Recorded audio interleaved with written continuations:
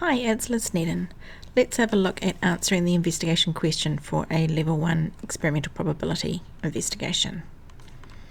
So when we get our question and we go off and collect our data, we're going to use the results of that to answer that question. And remember, the question is about the probability of an event occurring.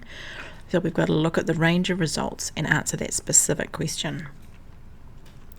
So let's have a look at an example. So what I've got is I've got the investigation I did into how many good night's sleep Mrs. Sneddon got each week. And so here is our table of data. And so I can see the frequency of getting 0 good night's sleep a week, 1 good night's sleep a week, etc. So there's the results. And then I have put those in and found the mean and median, and also found the graphs of that. So let's think about, well, what was the investigation question? So investigation question was, what's the probability that Mrs. Sneddon gets at least 5 good night's sleep each week? So at least 5 good night's sleep. So if I go back to the graph, what I'm wanting to find is the probability of 5 or 6 or 7 good night's sleep.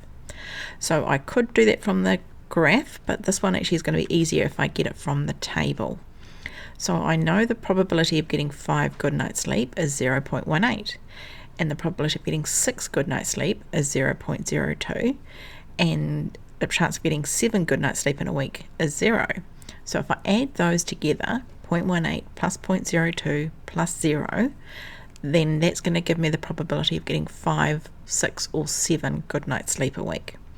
And that's what I need to do to work out the answer. So my answer is the probability that I'll get at least 5 good night's sleep each week is 20%. So there's, I've answered the investigation question. And so everybody doing the same investigation might have a different question that they have. So make sure that you answer your particular question. Thanks for watching.